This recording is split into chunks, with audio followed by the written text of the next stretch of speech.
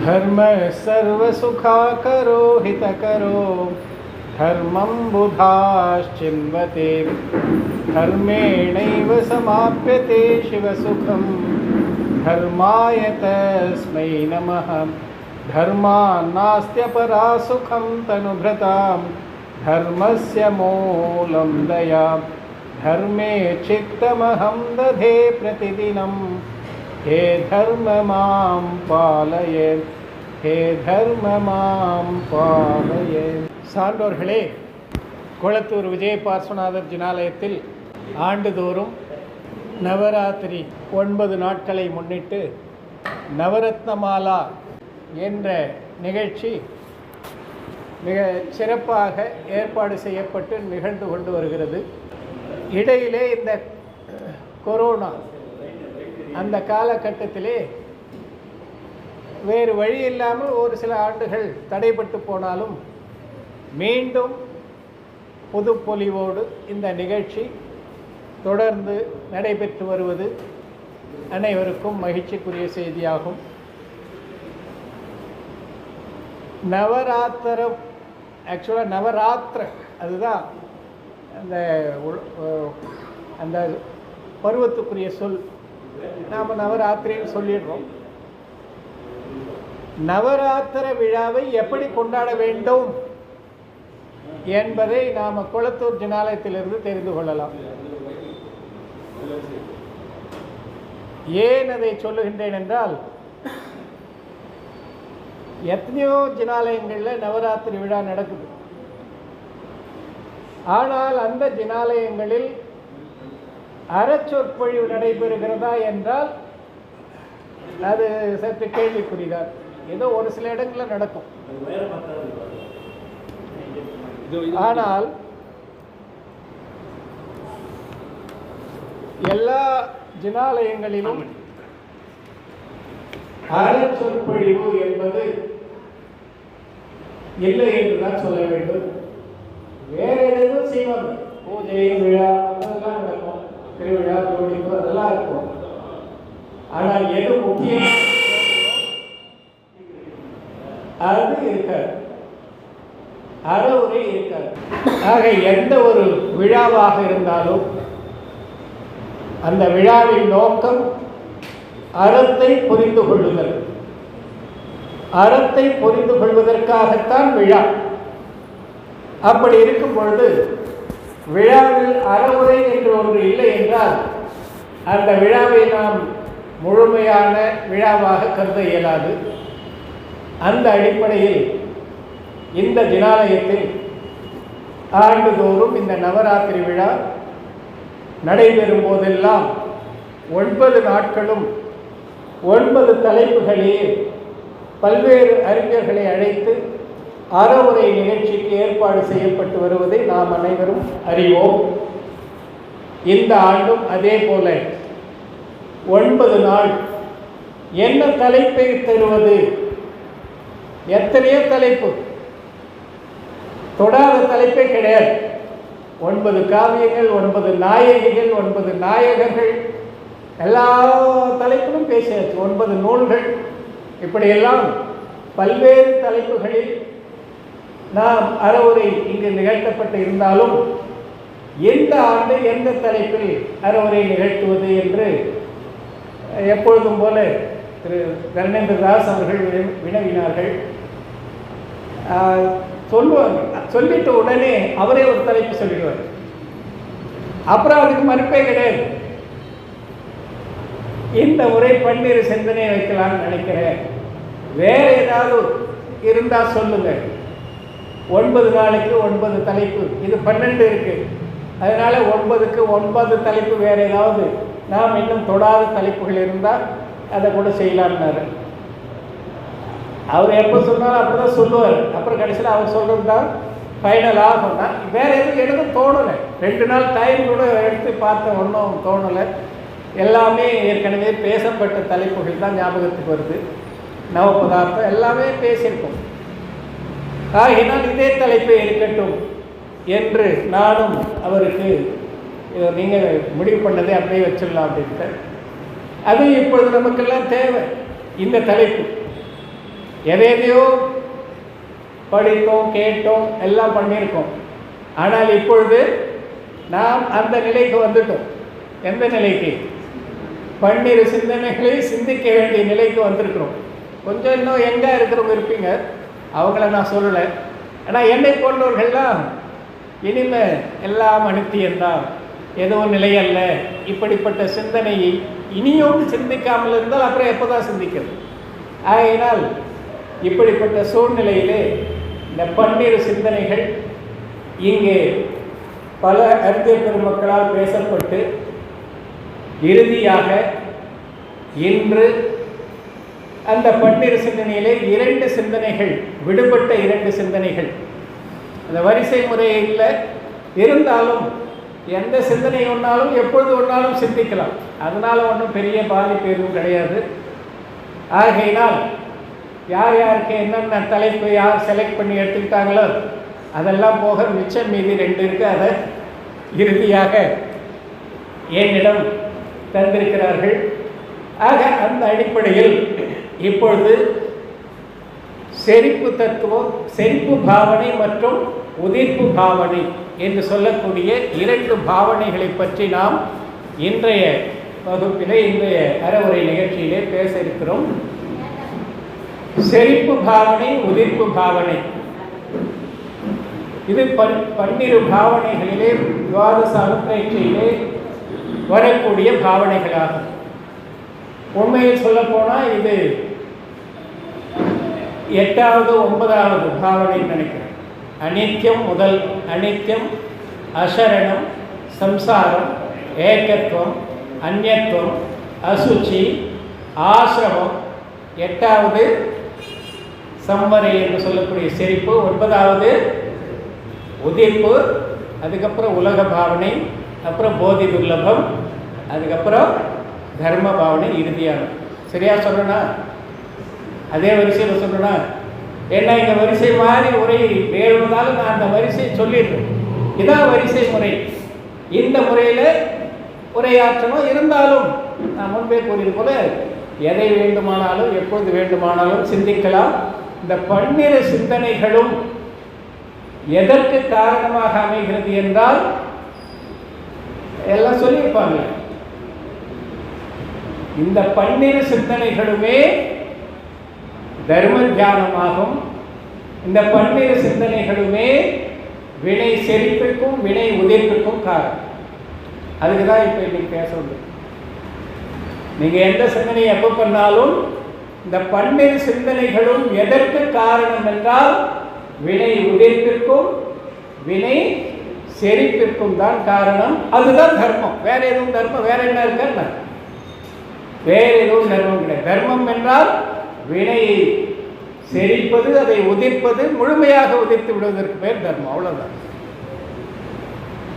ஆக இந்த 12 சிந்தனைகளிலே முக்கியமாக அறத்தோடு நேரடியாக தொடர்பு இருக்கக்கூடிய இந்த செறிப்பு மற்றும் உதிர்ப்பு பாவனை என்றால் என்ன என்பதை இப்பொழுது நாம் தெரிந்து கொள்வதற்கு முன்பாக பொதுவாக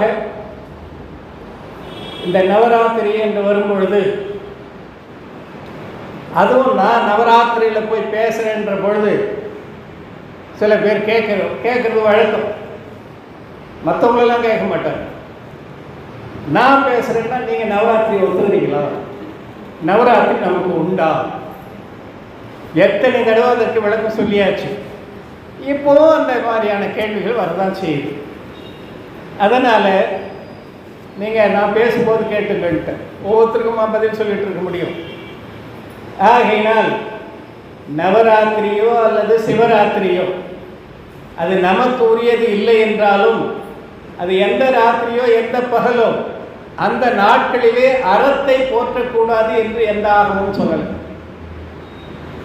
எந்த நாளாக இருந்தாலும், எந்த திதியாக இருந்தாலும், எந்த நேரமாக இருந்தாலும் நாம் அறத்தை ஆராதிப்பதற்கு எந்த தடையும் இல்லை என்பதால் நவராத்திரி ஜனங்க வராங்களா, சரி உட்கார வச்சு அறத்தை சொல்லலாம், தவறு ஒன்றும் கிடையாது.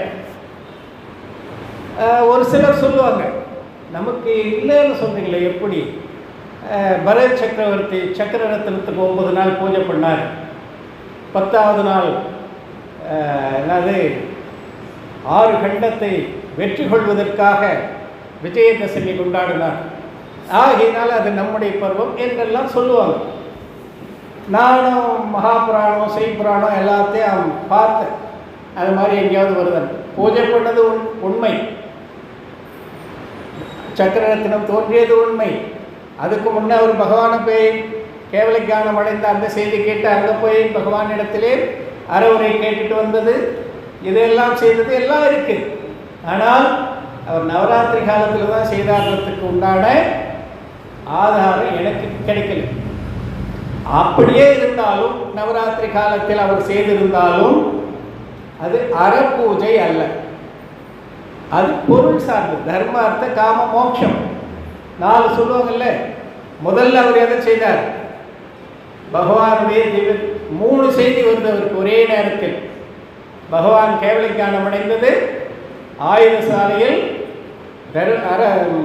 சக்கரரத்தினம் தோன்றியது, 3வதாக குழந்தை பிறந்த செய்தி. முதல் செய்தி அறம் தர்மம், 2வது செய்தி பொருள், ராஜ்யத்தை விஸ்தாரம் பண்ண போறாங்கல்ல, விரிவாக்கம், அது பொருள். 3வது இல்லறத்திலே குழந்தை பிறந்தது, அது காமம், அது தர்ம அர்த்த காமம். இதெல்லாம் பார்த்துட்டு கடைசியாக மோட்சத்துக்கு போயிடுறாரு. ஆக இந்த அடிப்படையிலே ஆகமத்திலே சொல்லப்பட்டிருந்தாலும் இது அர்த்த பூஜையை தவிர தர்ம பூஜை அல்ல. ஆகையினால் நவராத்திரிக்கும் நமக்கும் தொடர்பு இருப்பதாக நான் அறிந்தவரை, நான் படித்தவரை இல்லை என்றுதான் சொல்லணும். இருந்தாலும் எந்த காலமாக இருந்தாலும் அறத்தை போற்றுவதற்கு எந்த ஒரு காலமும் குறுக்கிடாது என்பதால் எந்த நேரத்தில் நாம் எல்லோரும் ஒன்று சேர்கின்றோமோ அந்த நேரத்தில் நாம் அற நிகழ்ச்சியை நடத்துவதிலே எந்த தவறும் இல்லை என்று கூறிக்கொண்டு, இதே மாதிரி தான் ஒரு முறை ஏன் குளத்தூர் நவராத்திரியை சிறப்பாக சொல்கிறேன்னா அதுக்கு இன்னொரு காரணம். நவராத்திரி விழாவை முன்னிட்டு என்ன ஒரு ஊர் கூப்பிட்டுருந்தாங்க. நான் ஊர் பேர்லாம் சொல்ல விரும்பலை, எதுக்கு அதெல்லாம் சொல்லுவாங்க. அங்கே சென்ற பொழுது கொலு வச்சிருந்தாங்க கோவிலில், நம்ம கோவிலில். அதை பார்த்த உடனே நான் கொஞ்சம் ஷாக் ஆச்சு. இங்கே குளத்தூரில் அதெல்லாம் இல்லை. அங்கே கொலு வச்சுட்டு எல்லா பிற சமயம் சார்ந்த, நம் சமயம் சார்ந்த எல்லா பொம்மைகளும் வச்சுருந்தாங்க, சாமிகள். என்னால் என்ன மாதிரி ஆளை கூப்பிட்டுட்டு அந்த மாதிரி நான் பார்த்துட்டு சும்மா இருக்கேன், என்னால் முடியல. என்னங்க இது, இதுக்கும் நமக்கு என்னங்க சம்பந்தம்? ஐயோ, அதுக்காக தாங்க லேடிஸ்லாம் வராங்க அதை பார்க்க. அவங்க சொன்ன பார்த்துக்கோம், அந்த பொம்மைகள்லாம் பார்க்க தான் லேடிஸுங்க வராங்களாம், பகவானை பார்க்க வரல. அவர்களுக்கு இவங்க இன்னும் வாங்க, உங்களுக்கு என்னென்ன வேணுமோ கொண்டாந்து அவங்க வீட்டில் இருக்கிற பொம்மையெல்லாம் கொண்டாந்து வச்சு. நான் சொன்னேன், இதில் எல்லா சமயத்தை சார்ந்த கடவுளையும் வச்சுட்டீங்க. அது கேட்டதுக்கு நம்ம சாமி கூட இருக்கு பாருங்க அது அப்படின்னாரு. அது என்ன ஆபத்து? எந்த சாமி, எந்த கடவுள் எந்த இடத்தில் இருக்க வேண்டியமோ அந்த இடத்தில் இல்லாமல் இடம் மாறி கொண்டு வந்து வைப்பது, அது நாம் அவர்களுக்கு சிறப்பு செய்கிறோமா அல்லது என்ன செய்கிறோம்? யோசிச்சு பாருங்க. இப்படியே போனீங்கன்னா ஒரு நாளைக்கு ஜெயின கோவில்லாம் மற்றவர்களுடைய ஆதிக்கத்தில் செல்வதற்கு நீண்ட நாள் ஆகாது அப்படின்னு சொல்லிட்டு அப்புறம் என்னுடைய உரையை சொல்றேன். நான் முதல்ல இதை தான் சொல்றேன். ஆக அதையெல்லாம் இங்கே இல்லாமல் தூய முறையிலே அறத்தை ஆராதிக்கும் விழாவாக அற உரைக்கு முக்கியத்துவம் தந்து இங்கே நடப்பதால் இதை நான் சிறப்பாக உங்களுக்கு எடுத்து சொன்னேன். இப்போ நாம் விஷயத்துக்கு வந்துடுவோம். செழிப்பு உதிர்ப்பு, இது தத்துவத்திலேயும் வருது, பாவனையிலேயும் வருது. இந்த பரமாவகம் படித்தவங்களெல்லாம் இது தெரியும், ஆனால் மறந்துருக்கலாம். ஆனால் நான் அந்த ஆழத்துக்கு போகலை. இப்போ எல்லாரும் அதை ஜீர்ணிச்சிக்க முடியாது, அவ்வளோ ஆழத்துக்கு போனால். அந்த புக்கு தான் இங்கே வச்சுருக்காங்க, இது ஹிந்தியில் இருக்குது. ஆனாலும் அதில் இருக்கக்கூடிய கருத்துக்களை எல்லாம் இப்போ நான் சொல்லலை. பொதுவாக இந்த செறிப்பும் உதிர்ப்பும் பாவனையிலும் இருக்கிறது, தத்துவத்திலும் இருக்கிறது. இரண்டும் ஒன்றா அல்லது வேறா அப்படின்னு பார்த்தீங்கன்னா, இரண்டும் ஒன்றாக இருந்தால் இதை தனியாக சொல்ல வேண்டிய அவசியம் இல்லை. இது எங்கே வருது? தத்துவார்த்த சூத்திரத்தில் 9வது அதிகாரத்தில் வருதா?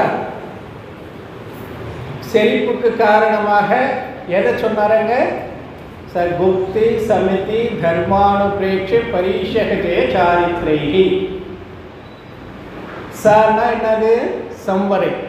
அந்த செறிப்பு, வினை செறிப்பு, வினை வருகை தடைப்படுவது எதனால் என்றால் குப்தியாலையும் சமிதியாலையும் தர்மத்தாலையும் அனுப்பிரேட்சையாலையும் பரீஷக ஜெயத்தாலையும் சாரித்திரத்தாலையும்.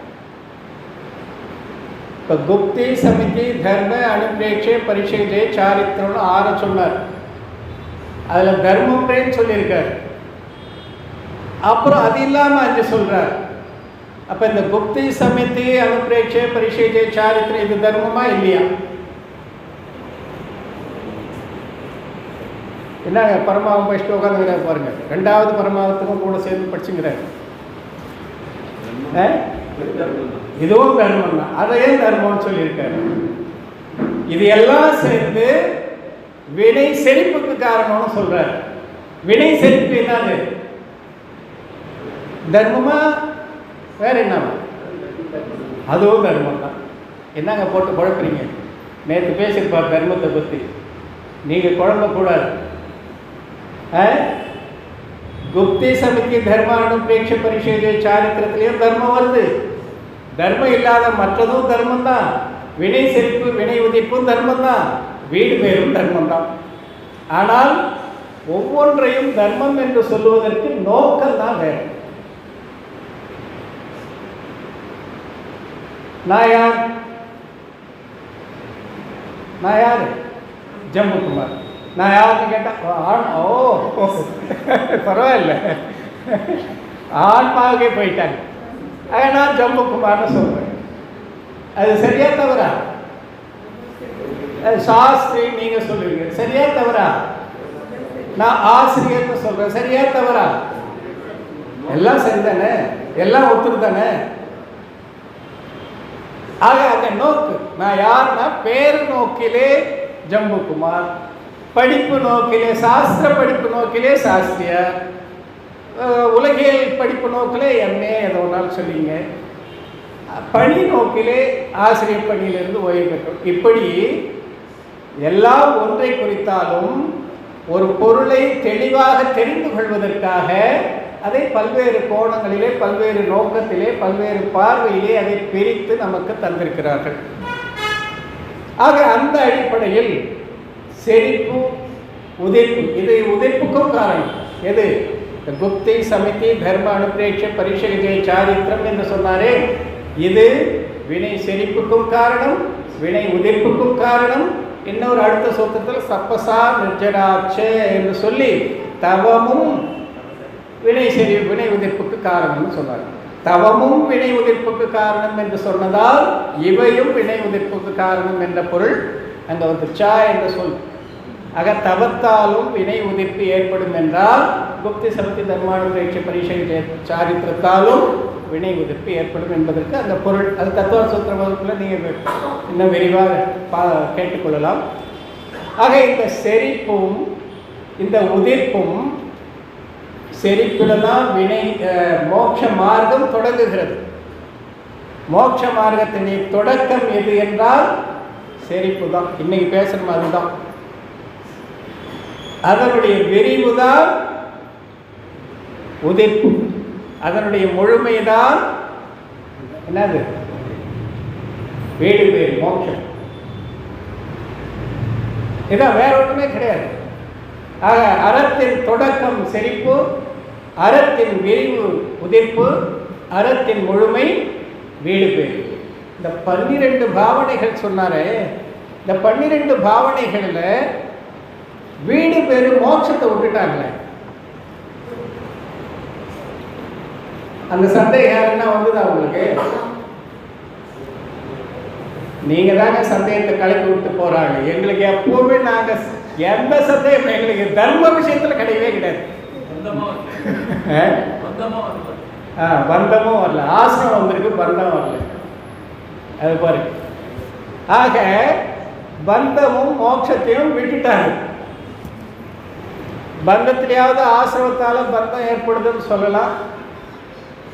இங்கே பந்தத்துக்கு காரணமான மற்ற பாவனைகள்லாம் கூட இருக்கு. ஆனால் மோட்சம் தானே நம்முடைய முக்கிய குறிக்கோள். செரிப்பு வரும்போது, அங்கே உதிர்ப்பு வரும்போது, செரிப்பை உதிர்ப்பை கம்பேர் பண்ணும்போது வினைக்கட்டு நீக்குவது போக்குவது அப்படின்றதெல்லாம் அங்கே வந்துடும். ஆனால் மோட்சத்தை முக்கியமானது அதை ஏன் தவிர்த்திருக்கிறார்கள் என்றால், மோட்சம் நம்முடைய இலக்கு, சேரும் இடம். நாம் எங்கே போய் சேரணும்? அந்த இடத்தை போய் சேர வேண்டியது அதோடைய நம்முடைய இலக்கு. இந்த 12 பாவனைகளும் பாதை, வழியையும் இலக்கையும் ஒன்றாக்க முடியுமா? இலக்கு அது, இலக்கு நிர்ணயிக்கப்பட்டு விட்டது. அந்த இலக்கை சென்றடைவதற்கு பாதையாக இந்த 12 பாவனைகளை சொல்லியிருக்காரு. ஆகையினால் இலக்கை பாதையிலே கொண்டு வந்து வைக்க முடியாது, அது சேர வேண்டிய இடம். அந்த அடிப்படையிலே அங்கே மோட்சத்தை பற்றி குறிப்பிடவில்லை என்றாலும், அதுதான் முதலே சொல்லிட்டேன். செரிப்பு என்பது அறத்தின் தொடக்கம், உதிர்ப்பு என்பது அறத்தின் விரிவு, சேருமிடம் இலக்கு, அது வீடு பேரு, அது உதிர்ப்பினுடைய நிறைவு. இப்படி இதை நாம் புரிந்து கொள்ளலாம். இப்போ அடுத்து தத்துவத்திற்கும் பாவனைக்கும் என்ன வேறுபாடு? செரிப்பும் உதிர்ப்பும் 7 தத்துவத்தில் வருதா? ஜீவ தத்துவம், அஜீவ தத்துவம், ஆசிவ தத்துவம், பந்த தத்துவம், சம்பர, நிர்ஜரை, மோட்சம் என்று 7 தத்துவம் தத்துவ சுத்தத்தில் வருது இல்லை? முதல் 4 அதிகாரம் உயிர் தத்துவத்தை பற்றி, 5வது அதிகாரம் உயிரற்ற ஜட தத்துவத்தை பற்றி, 6வது 7வது ஊற்று தத்துவத்தை பற்றியது, 8வது கட்டு தத்துவத்தை பற்றியது, 9வது அதான் இன்னைக்கு பேசிட்டு செரிப்பும் உதிர்ப்பும் பற்றியது, 10வது மோட்ச தத்துவத்தை. சரியா சொன்னா? சொல்லிட்டார், தலையாட்டா. சரி, ஏன்னா நமக்கெல்லாம் மறந்து போயிடும். அவங்கெல்லாம் கொஞ்சம் இளைஞர்கள் இப்போ எல்லாம் கேட்டிருக்காங்க 2-3 தடவை இதெல்லாம். ஆக இந்த 7 தத்துவங்கள்லையும் செரிப்பும் உதிர்ப்பும் வருகிறது, சம்பரையும் நிர்ஜரையும் வருது. சிலருக்கு சம்பர நிர்ஜரைன்னு சொன்னாலே புரிஞ்சு போதுன்றாங்க. நீங்கள் தூய தமிழில் சொன்னால் தாங்க எங்களுக்கு புரியலன்றாங்க சில பேர். அந்த அளவுக்கு இப்போ சொல்லி சொல்லி பயிற்சி ஆகி போச்சு அந்த சொற்கள்லாம்.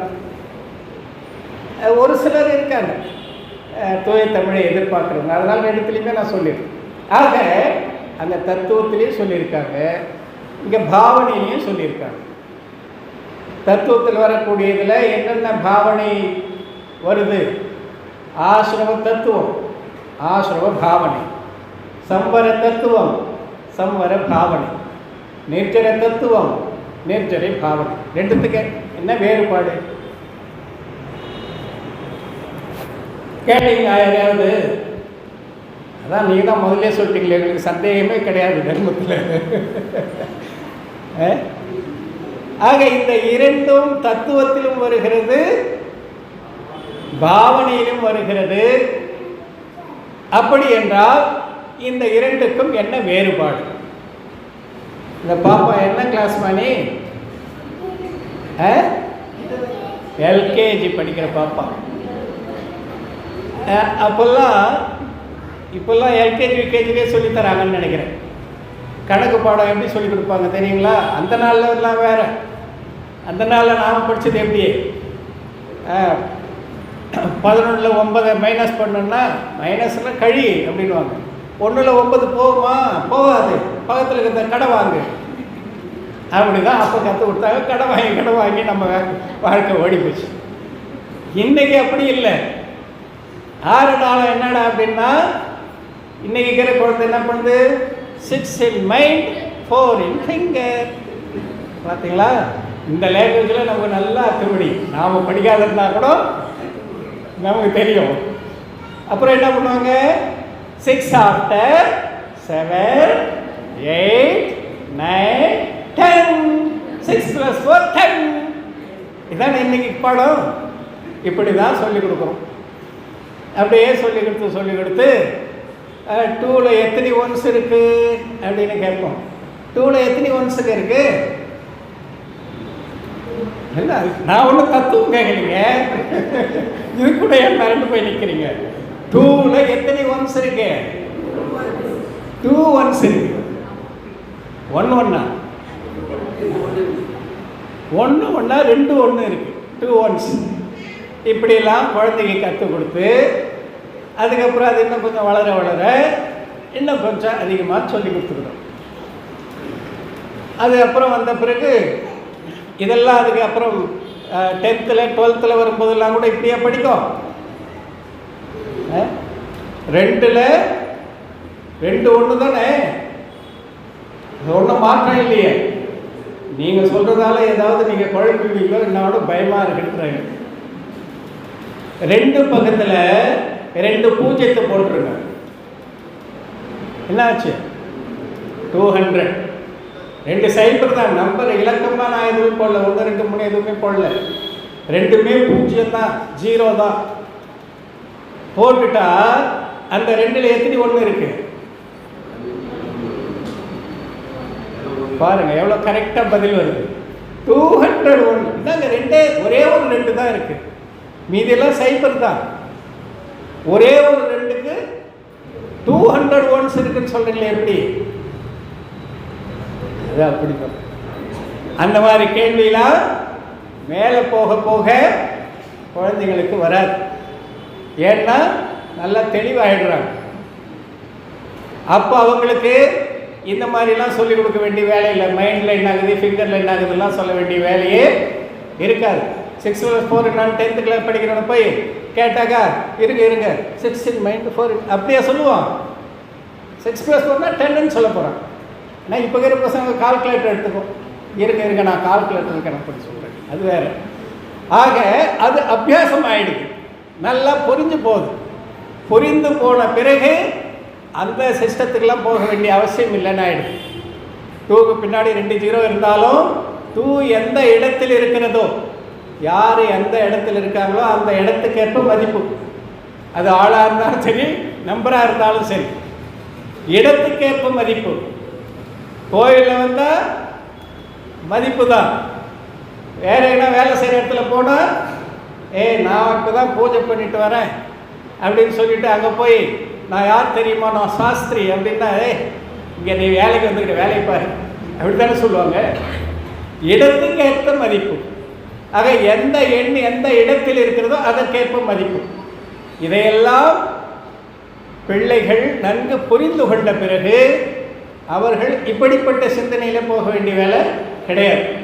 அப்புறம் ஸ்ட்ரெயிட்டாக என்ன செய்யணுமோ அதை செய்வாங்க. தத்துவத்திற்கும் பாவனைக்கும் இதுதான் வேறுபாடு. புரிஞ்சுதா? புரிஞ்சுக்கலன்னு சொல்லலாம். எப்படி என்ன நினைக்க போகிறாங்கன்னு தலையாட்டுறீங்களா? தத்துவம் என்பது எல்கேஜியிலேருந்து 10th 12th வர பிள்ளைகளுக்கு கற்றுக் கொடுக்குற மாதிரி தத்துவத்தை சிந்தாமல் சிதறாமல் உயிர் தத்துவம்னா இது, புத்தள தத்துவம்னா இது, ஊற்று தத்துவம்னா இதுன்னு அவங்களுக்கு நல்லா மனசில் பதிய வைக்கணும். 7 தத்துவம்னா என்னன்னே தெரியாமல் 7 தத்துவத்தை பற்றிய பாவனை எப்படி பாவிக்க முடியும்? ஆக 7 தத்துவத்தை தெளிவாக அறிந்து கொள்வதற்கு பெயர் தத்துவம். அறிந்த பிறகு, உணர்ந்த பிறகு, புரிந்து கொண்ட பிறகு அதை பற்றி சிந்திப்பதற்கு பெயர் பாவனை. அப்படியே சொல்லணும். ஆக பாவனை பாவிப்பதற்கு முன்பாக அந்த தத்துவத்தில் தெளிவு ஏற்பட்டிருக்க வேண்டும். அப்ப 12 பாவனைகளை யார் சிந்திக்க முடியும்? யாருக்கு தத்துவத்தில் தெளிவு இருக்கிறது, யாருக்கு நற்காட்சி நல்லறிவு பெறப்பட்டிருக்கிறது. மித்யா திருஷ்டி கூட 12 சிந்தனை எல்லாம் நிலையற்றது தான்பா நானே பார்த்துட்டு தான்ப்பா இருக்கிறேன் அப்படின்னு அவன் கூட சொல்லலாம். ஆனால் அவனுக்கு தத்துவத்திலே தெளிவில்லாத காரணத்தினால் அவனுடைய சிந்தனை பன்னிரு சிந்தனையாக ஆகாது. அவனுடைய சிந்தனையால் வினை செறிப்பு வினை உதிர்ப்பு ஏற்படாது. புரியுதுங்களா? ஆக பன்னிரு பாவனைகளை பாவிப்பதற்கு முன்பாக தத்துவத்திலே தெளிவு ஏற்பட்டு தத்துவ நம்பிக்கை கண்டிப்பாக இருக்கணும். நீங்கள் எதை ஒன்றாலும் பண்ணுங்க, எங்கே ஒன்றாலும் போங்க, எப்படி ஒன்றாலும் இருங்க, வீடு பேறு என்ற இலக்கை அடைய வேண்டும் என்றால் இங்கே தான் வந்தாகும். வேற எங்கேயும் வழியே கிடையாது. நீங்கள் எப்படி போனாலும் சுற்றி சுற்றி சுற்றி வந்தாலும் விடுபடுவதற்கு வழி என்று வரும்பொழுது இதுதான், வேற வழி கிடையாது. மோட்ச சம்யக் தரிசன ஞான சாரித்ராணி மோட்சம், வேற மார்க்கம் கிடையாது. ஆகையினால் பன்னிரு சிந்தனைகளை சிந்திப்பதால் யாருக்கு வினை செறிப்பும் வினை உதிர்ப்பும் வீடு பேரும் கிட்டும் என்றால் யார் இந்த 7 தத்துவங்களை நன்றாக உணர்ந்து புரிந்து தெளிந்து நம்புகிறாரோ அவருக்கு தான் ஏற்படும். ஆக அது காரணம், இது காரியம். இங்க சொல்றார் ச குப்தி சமிதி தர்மானுப்ரேட்ச பரிஷக ஜெய சாரித்ரைன்னு சொல்லி அனுப்பிரேட்சையும் சம்பரைக்கு காரணம் என்று சொல்றார். ஆக பன்னிரு பாவனைகள் வினை உதிர்ப்புக்கும் செறிப்புக்கும் காரணம். அந்த வினை உதிர்ப்பும் செறிப்பும் காரியம், மோட்சமும் காரியம். இதனால் இந்த பாவனையால் வினை செறிப்பும் உதிர்ப்பும் ஏற்பட்டு வீடு பேற்றை அடையலாம். எனவே வீடு பேற்றுக்கும் இது காரணம். அவ்வளவு அழகான பன்னிரு சிந்தனைகள். துன்பத்திலிருந்து விடுபடுவது, வீடு பேருன்னா வேற ஒன்றும் இல்லை, துன்பத்திலிருந்து விடுபடுவதற்கான வழியை நமக்கு எடுத்து காட்டுகின்றது இந்த பன்னிரு பாவனைகள். அப்படிப்பட்ட பன்னிரு பாவனைகளை இங்கே அழகாக நீங்கள் தினமும் கேட்டு புரிந்து செயல்படுவதற்கான ஒரு நல்ல ஒரு வாய்ப்பு உங்களுக்கு உருவாக்கி தந்திருக்கிறார்கள். அவர்களை மிகவும் பாராட்டும். இப்போ நான் சொன்ன பாருங்க, மித்யா திருஷ்டி சம்யக் திருஷ்டி, 2 பேருக்கு என்ன வேறுபாடு? அவர்கள் கூட இதெல்லாம் சிந்திக்கலாம். ஆனாலும் இப்போ 3 நிலை. பையன் படிக்கிறான் தேர்வுக்கு. பையன் படிக்கிறானா இல்லையான்றதை பார்க்கறதுக்கு அம்மா கூட ஜபசத்தை வச்சுக்கிட்டு படிக்கிறான், நான் ஜபம் பண்ணிட்டு இருக்கேன், நான் பார்த்துட்டு இருக்கேன், நீ படி. அவன் படிக்கிறான் படிக்கிறான் படிக்கிறான் படிக்கிறான். அதுக்கப்புறம் தேர்வு வருது. அவன் படித்தது எதுவுமே நிற்கலை, மனசில் போய் நிற்கலை, படிச்சுன்னு தான் இருக்கான். வேறு எந்த விளையாடல, வேறு எங்கேயும் போல, புசத்தை பரட்டி பரட்டி படிச்சுன்னு தான் இருக்கிறான். அம்மா படிக்க எழுத தெரியாது. அவன் சயின்ஸு டெஸ்ட்டுக்கு இங்கிலீஷை படிக்கிறானா, இங்கிலீஷுக்கு டெஸ்ட்டுக்கு சயின்ஸை படிக்கிறானா கூட தெரியாது, எல்லாம் இங்கிலீஷில் இருக்குது. ஏதோ பையன் படிக்கிறான், அவ்வளோதான். இது பார்வையாளராக இருக்கு, அவன் படித்து கொண்டு இருக்கிறான். ஆனாலும் தேர்ச்சி பெற வேண்டும் என்றால் என்ன பண்ணணும்? படித்ததை உள்வாங்கிக் கொண்டு தேர்வு மையத்தில் செல்லும் பொழுது அதை வெளிப்படுத்த வேண்டும். அப்போதான் தேர்ச்சி பெற முடியும். நாம் பார்க்குறோம், நாம் படிக்கிறோம், ஆனால் உள்வாங்கிக் கொள்றதில்லை. மித்யாதிஷ்டி நிலை அப்படி. கோவிலில் பூஜை நடக்குது, செய்கிறவர் ஒருத்தர், நாம் வேடிக்கை பார்த்துட்டு போயிடும். நாம் வேடிக்கை பார்க்குற லிஸ்ட்டில் இருக்கிறோமா, செய்கிற லிஸ்ட்டில் இருக்கிறோமா தெரியல. 2 லிஸ்ட்டில் இருந்தாலும் கூட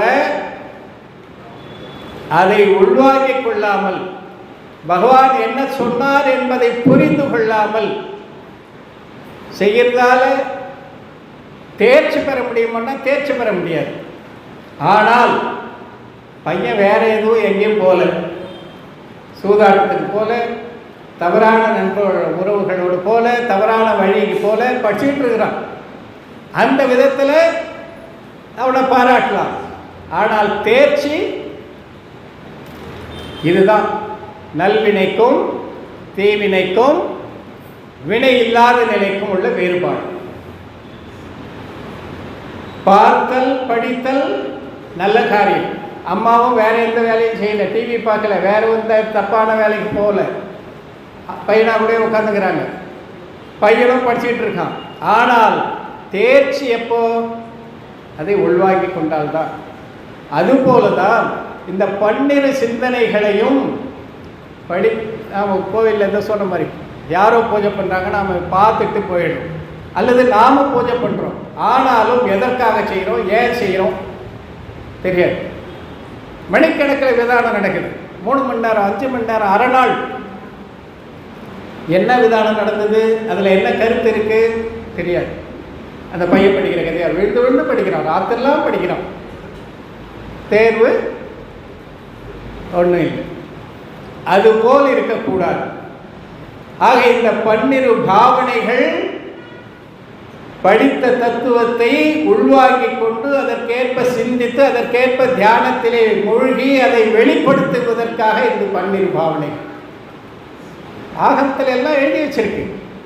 ஆனால் அதை உள்வாங்கிக் கொள்ளாமல், அதை தியானிக்காமல், அதை தியானத்துக்குரிய விஷயமாக மாற்றாமல் நாம் தேர்ச்சி பெற முடியுமா என்றால் முடியாது.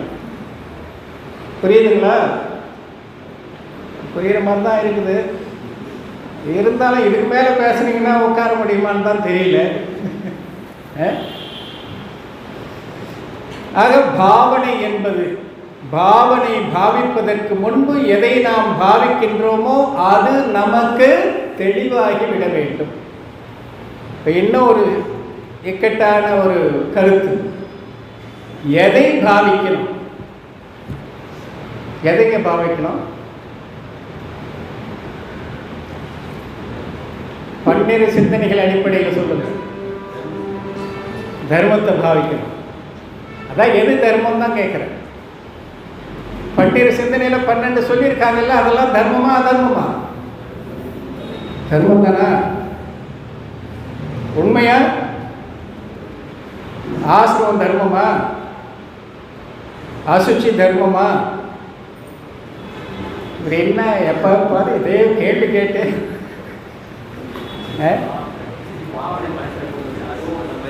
ஆசிரமமும் அசுச்சியும் அது விடத்தக்கதுன்னு தான் ஆகமம் சொல்லுது. அதை பாவிப்பதால் தர்மம் விளையும்னு சொல்லுது 12 சிந்தனை. எப்படிங்க இது எப்படி புரிஞ்சுக்கிறது? தீயதை சிந்திப்பது கூட செழிப்புக்கும் உதிர்ப்புக்கும் காரணம். ஆசிரமம் தீயது தானே, அத்ருவம் அனிச்சம் துன்பத்திற்கு காரணம், துக்க காரணம் எல்லாம் குந்தகுந்தாச்சாரியா சொல்லியிருக்காரு. அப்படிப்பட்ட ஆசிரமத்தை தியானிப்பது சிந்திப்பது தர்மம்னு 12 சிந்தனை சொல்லுது. எப்படி? அசுச்சி, அழுக்கு, மலம், உடம்புல என்ன இருக்கு? சின்ன குழந்தை அந்த நாளில், இப்பெல்லாம் அந்த மாதிரி குழந்தை நாம் வளர்க்குறது இல்லை, இப்போ வளர்ப்பு முறை மாறி போச்சு. அப்போல்லாம் என்ன பண்ணுவாங்க, குழந்தைகள் கிராமத்தில் நான் அவனை பார்த்துருக்குறோம், நான் கூட அப்படி இருந்துருக்கலாம், அது வேறு விஷயம். குழந்தை வீட்டில் விட்டுருவாங்க, அது பாட்டு கீழே விளையாடி கிடக்கும், திடீர்னு அதுக்கு ஆய் வர தெரியாது, போயிடும். அதுக்கு அது தொடக்கூடாதுன்னு கூட தெரியாது, உண்டா இல்லையா? அதை எடுத்து பூசிக்கும். என்னங்க இதெல்லாம் கோவிலில் பேசுகிறீங்களே, அசுச்சி பாவனையில் யாரும் சொல்லலையா இதெல்லாம்? இந்த உடல் எப்படிப்பட்ட அழுக்கை உடையது, நவத்வாரம் 9 துவாரங்களால் அழுக்கு தான் வடிகிறதுன்னு சொல்லியிருப்பாங்களே. அப்படி இல்லைன்னாலும் சொல்லுகிறோம். இப்போ ஒன்று ஒருத்தர் கேட்டுங்க, அது மலம் என்று கூட அறியாமல் குழந்தை அதை எடுத்து உடம்புல பூசிக்கிறதெல்லாம் உண்டு. இப்போ என்ன பண்ணிடுறாங்க, அதுக்கு வாய்ப்பே இல்லை, டைப்பர் மாட்டி விட்டுடுறாங்க, அது எப்போ போச்சுன்னு கூட தெரியாது, அப்படியே உள்ளே இருக்க வேண்டியதான். ஸ்மெல் வந்தால் தான் அப்புறம் ஒரு வேளை போயிருக்கு அவ்வளோ இது, அதுக்கு அதுவே பரவாயில்லைன்னு தோணுது. சரி, எதுவும் அதான் நமக்கு இப்போ பிரச்சனை இல்லை. இப்படி தூய்மையற்ற பொருளை சிந்திப்பது கூட வினை செழிப்புக்கும் உதிர்ப்புக்கும் காரணம். ஆசிரமம் ஆன்மாவில் இருக்கக்கூடிய அழுக்கு, அசுச்சி உடலில் இருக்கக்கூடிய அழுக்கு. இந்த அழுக்கை பற்றி சிந்திப்பதும் தர்ம தியானம். ஒத்துக்கிறீங்களா? என்ன பண்ணுறதுங்க? ஒத்துக்காது. நான் ஒத்துக்கிறேன்னு சொன்னாதான் நீங்கள் எழுந்து போவீங்க அப்பால. அதுக்காக ஒத்துக்க வேண்டியது தான். நான் சொல்கிறதுக்காக ஒத்துக்காதீங்க. இதில் ஏன் சொல்லியிருக்காங்கன்றது யோசிச்சு பாருங்க.